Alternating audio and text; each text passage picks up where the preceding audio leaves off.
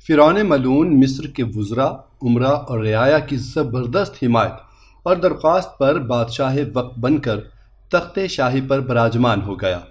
اب اسے اپنی ناپاک خواہش دیرینہ کی تکمیل کرتے ہوئے خود کو خدا تسلیم کروا کے اپنی پرستش کروانے کا جنون ہونے لگا۔ اس کا پلید وزیر حامان اپنے آقا کی خواہش پوری کرنے کے لیے مسلسل عقل کے گھوڑوں کو مہمیز دیے ہوئے تھا، اور پھر حامان کی سوچیں مقصد کی تکمیل کے لیے تانے بانے بننے لگیں۔ دوستو، حامان کی سوچیں جاننے سے پہلے آپ نے اگر ابھی تک ہمارا انفونوک چینل سبسکرائب نہیں کیا تو اسے سبسکرائب کریں، شیئر کریں، لائک کریں، کامنٹ کریں اور ساتھ میں بنے بیل آئیکن کو پریس کریں تاکہ آپ کو ہماری ہر ویڈیو بر وقت مل سکے۔ حامان سوچوں ہی سوچوں میں اپنے خیالات کو مجتمع کرنے لگا اور پھر چمکتی آنکھوں کے ساتھ فرعون ملعون کے پاس جا پہنچا۔ فرعون نے حامان کو دیکھ کر کہا کہ تمہارا جوش اور تمہاری آنکھوں کی چمک بتاتی ہے کہ تم میری دیرینہ خواہش کو پایہ تکمیل تک پہنچانے کے لیے کوئی لاجواب تدبیر نکالنے میں کامیاب ہو گئے ہو۔ بے ایمان حامان پرجوش آواز میں بولا، فرعون کا اقبال بلند ہو۔ فرعون مصر کی خواہش کی تکمیل کے لیے ایسا اچھوتا اور لاجواب منصوبہ بنایا ہے کہ لوگ ابراہیم و یعقوب و یوسف علیہ السلام کے راستے کو بھول جائیں گے، اور جب وہ یہ سب بھول جائیں گے تو ان کو پرستش کے لیے فرعون سے بہتر کون ملے گا بھلا؟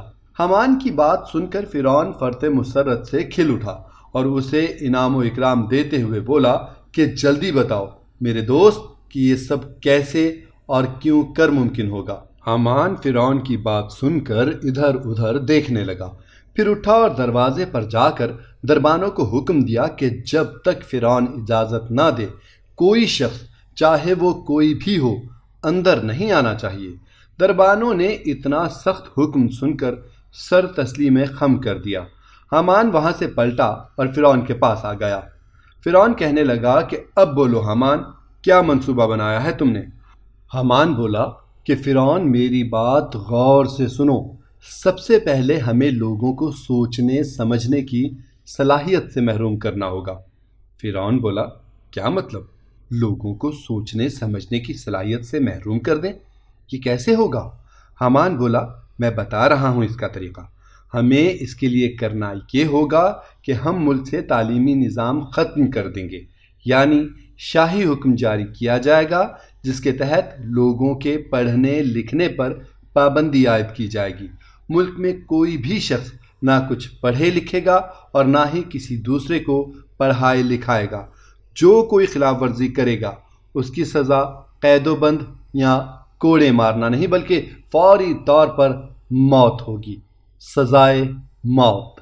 حامان بولا کہ ہمارے اس حکم کے بعد لوگ پڑھنا لکھنا چھوڑ دیں گے۔ اگر کسی نے خلاف ورزی کی تو اسے سزائے موت دینے سے باقی خوفزدہ ہو جائیں گے۔ اس طرح کوئی بھی تعلیم و تربیت کی طرف نہیں جائے گا۔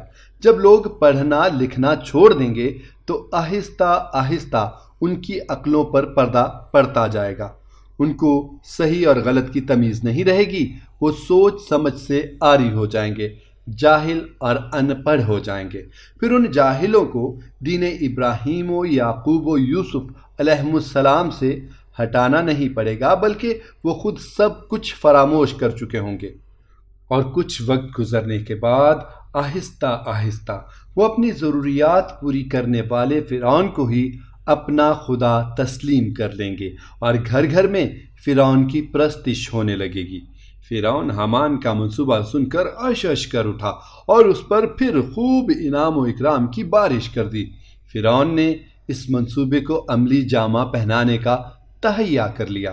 دوستو، فرعون نے حامان کے مکروہ منصوبے کو عملی جامہ پہنانے کے لیے کیا اقدامات کیے اور ان اقدامات سے مصر اور اہلیان مصر کی کیا حالت ہوئی، یہ سب جاننے کے لیے ہماری اگلی ویڈیو کا انتظار کریں۔